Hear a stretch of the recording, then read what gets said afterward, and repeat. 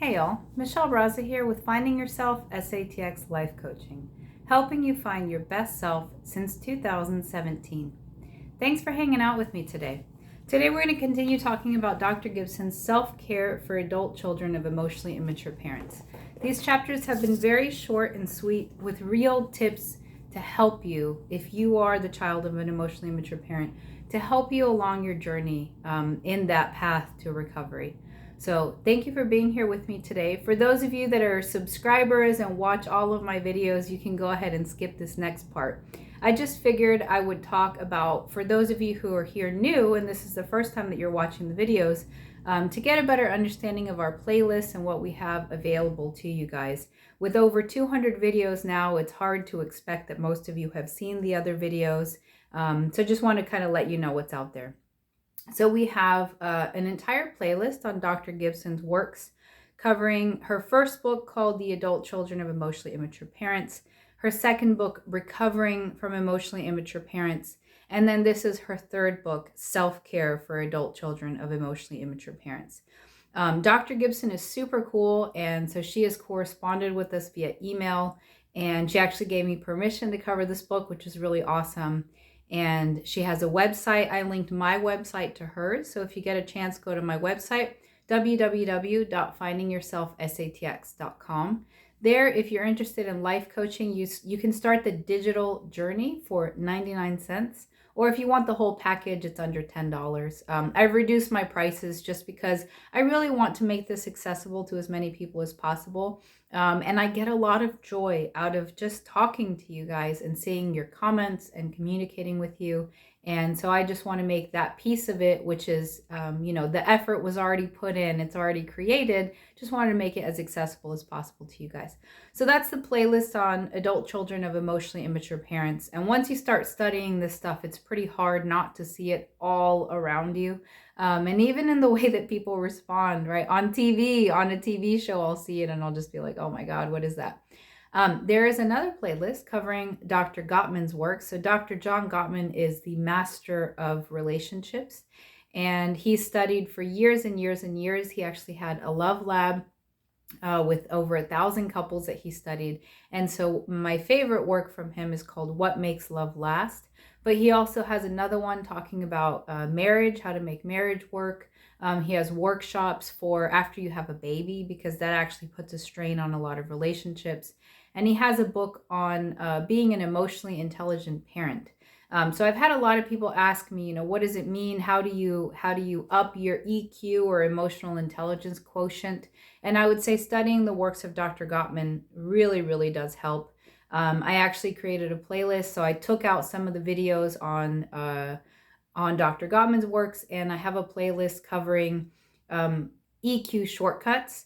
And granted, so when I first started, I think I was like 60 pounds heavier. The angle was all wrong. The makeup was wrong. But those videos get a lot of hits because the message is good and important. And so if you're interested in how you up your EQ, watch that playlist. It's just 3 videos on EQ shortcuts.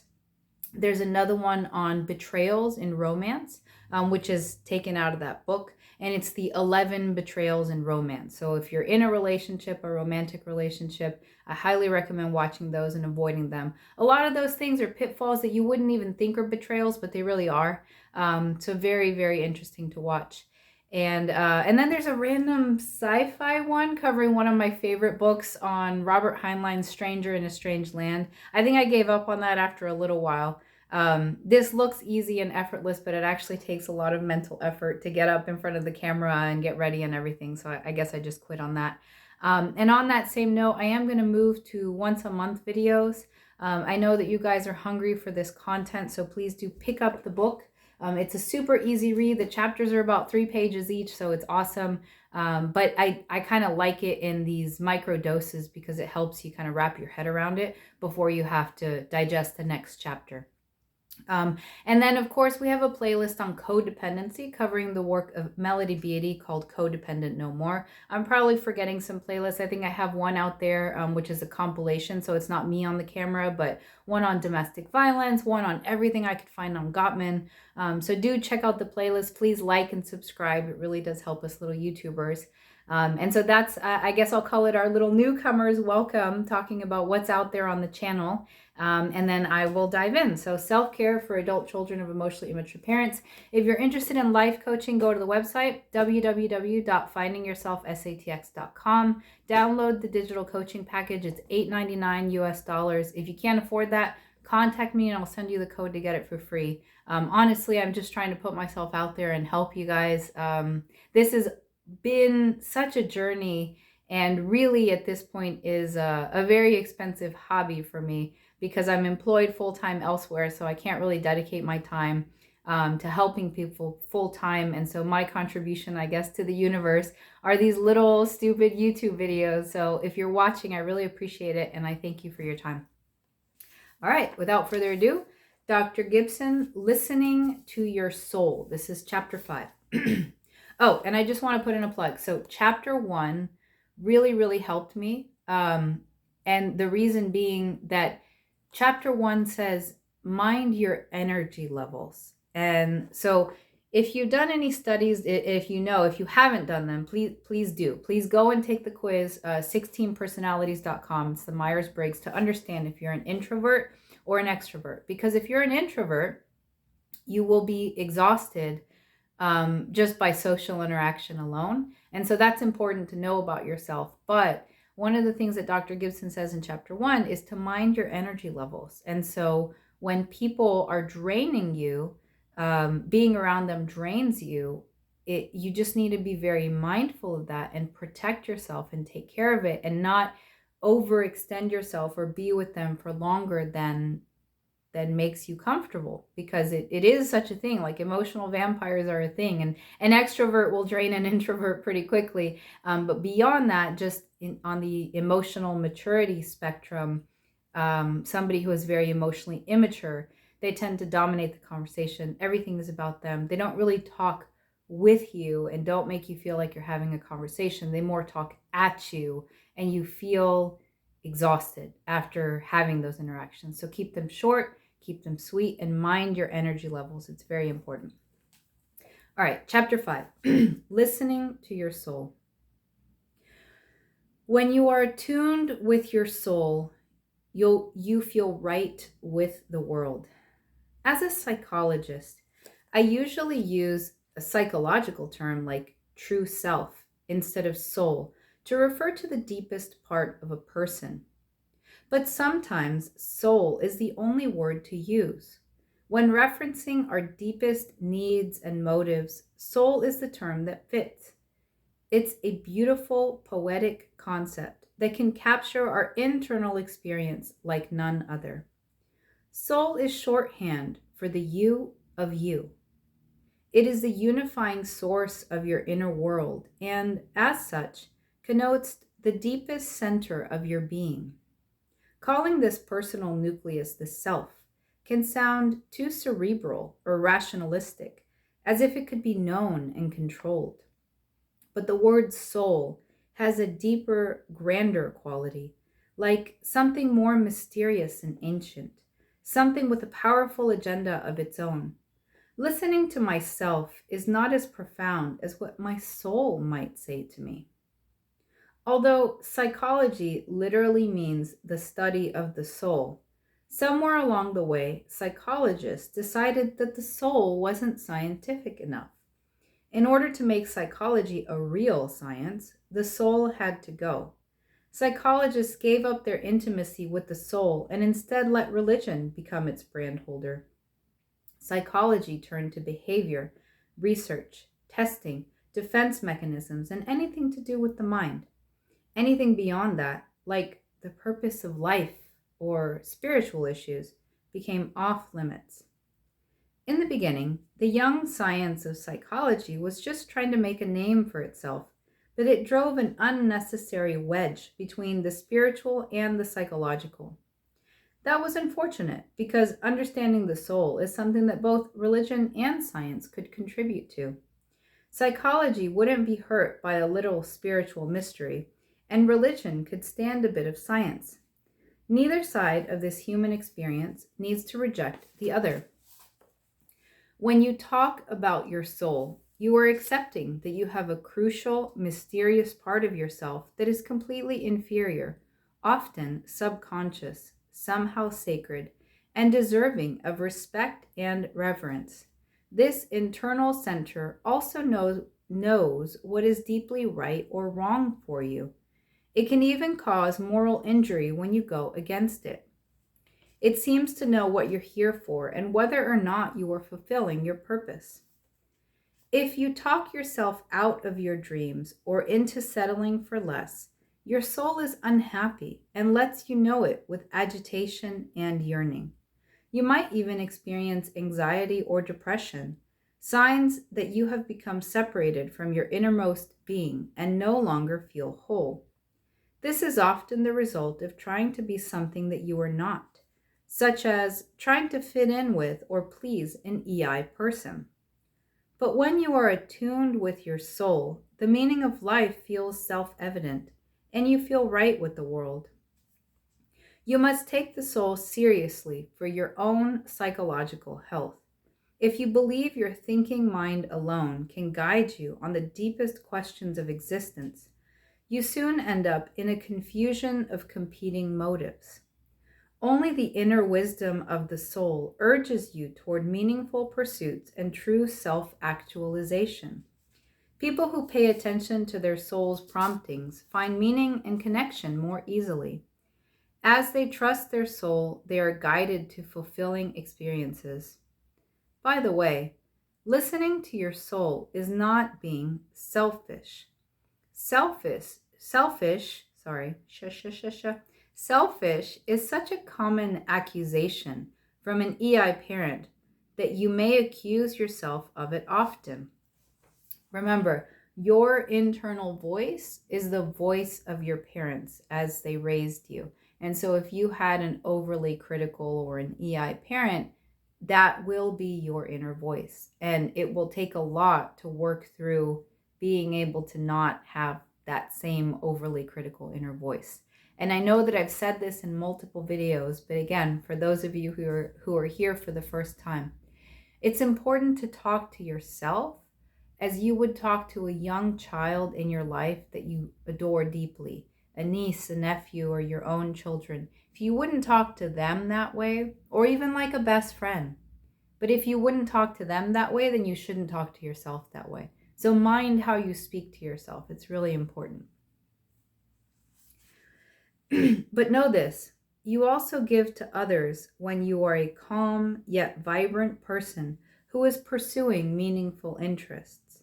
It's the people who don't listen to their soul and don't feed that self-connection who end up causing the most suffering for others. I have decided that I don't have to know where the soul comes from. I just have to acknowledge that there is something inside that energizes and guides us. Perhaps we have done our soul a disservice to quibble over whose ideological house it should live in. Maybe it's not necessary for the soul to be pulled between ideologies, like a child in a disputed custody case. Perhaps the idea of soul could exist apart from either religion or psychology, in its own category of undeniable inner human experience. Maybe that's all you need to know in order to use it for your good and the good of the world. When you get whole with your soul, life goes well. Openness, purpose, fulfillment, and a sense of connection with something larger are just some of the benefits of respecting the soul.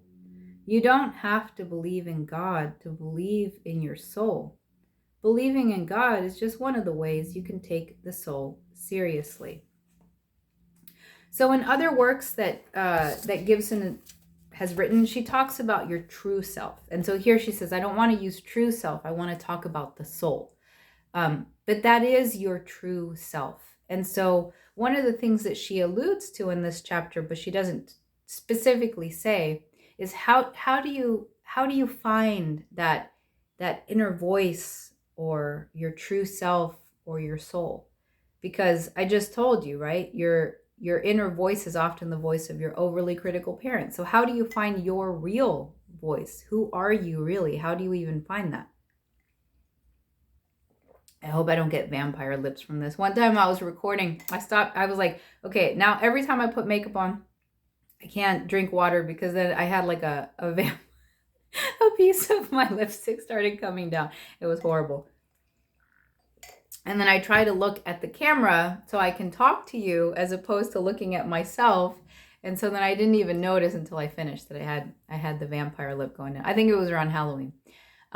Anyway, how do you find your soul? Like, that's so elusive, right? And I think she alludes to the fact that it's elusive because science hasn't pinpointed it and religion talks about it, but it's in the realm of the metaphysical. Like, who are you really? And so I don't have the answer that science and religion and Dr. Gibson and all these people don't have. I don't have that answer for you. However, to get closer to yourself, it's really important to learn and focus on meditation and being quiet.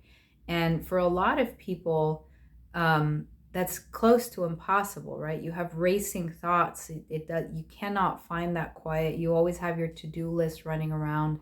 So I think you can YouTube. There's some pretty good videos, 10-minute meditation, start with 10. But it's very, very important to train your mind. And I'm preaching, but I'm not necessarily the best at this. So all these things that I talk about, that does not mean that I've mastered it. One of the things that I do is I look up, there's an 11-minute breathing tutorial on Wim Hof.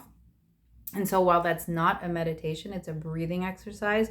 It's almost impossible to focus on anything else except the exercise when you're doing it, which is a calming of your mind. So that one is really, really good. Dr. Judd Brewer also has this program called Unwinding Anxiety. And remember, I'm not compensated by Gibson, Gottman, Brewer, or anyone else, but it's just a good app. And that one has a really good meditation as well. I tried to access it the other day, but I hit the paywall. I think it's been too long since I used the app. But anyway, find time to meditate, to breathe. It sounds silly, but just 10 minutes a day will make an absolute difference in your life. And then if you don't have someone, a trusted person to talk to, it really does help to get your feelings out, whether it's on paper, by journaling, or if you can even record voice clips and then play them back to yourself. But the things that are jumbled up in your mind, it really doesn't give you a chance to see them clearly. So you can reread the things that you wrote and then you can see clearly what's in your mind, or you can listen back to the things that you're saying and you can see clearly what's in your mind. But those are all techniques. Those are all grounding techniques, the breathing, the meditation, the journaling, and it helps you when, like, in order to discover who am I? Who is my true self? What, am I a good person? Am I a bad person? What is my mission in life? Am I just here? Am I aimlessly here? Like, what am I supposed to be doing? All those things, it's really important. And it's important to know as well that when you doubt yourself, you're not alone. Everybody doubts themselves. And so just knowing that all of the fears that you have, like, you don't need to push them away. Everybody has the same fears. And so understanding that, I think, takes us a long way. But anyway, that was chapter 5. Let's see, chapter 6. So she goes into a section called practicing emotional self-protection. And the next chapter is called loosening the ties that bind. So I'm very excited about it. Then 7 is the purpose of boundaries, why you're emotionally fatigued, which we just talked about, healing from emotional injuries. So she goes on and on and on. I love Dr. Gibson's works. I would say they were life-changing.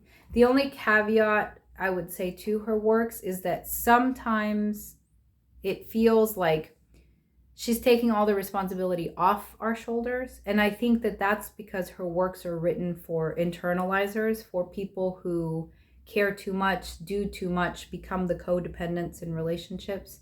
So just be careful whenever you're studying this stuff. Like, keep track of your own inventory of the things that you've done and whether you've wronged other people or whether there's things that you need to make amends for. And this is 12-stepper language. So as Melody Beatty said, if you haven't checked out any groups, there's probably one for you. There's Codependence Anonymous, Overeaters Anonymous, Gambling, sexual addiction, alcohol, drugs, whatever it is that is maybe not so great in your life, the 12 steps really, really do help, and they help you become introspective as well. So check out my website, www.findingyourselfsatx.com. There you can buy the digital coaching program for under $10. If that's too much, contact me. My email address is there. I'll send you the code. I'll give it to you for free. My goal is really to help you guys, and if this is just always an expensive hobby for me, that's quite all right. So previously I'd say I'll see you in a couple weeks, but I am transitioning to a month from now. So I pray that you're well for the month. If you need to talk between now and then, please contact me and we can be in touch. Have a great evening or have a great morning, depending on when you're watching this, and take care. Bye-bye.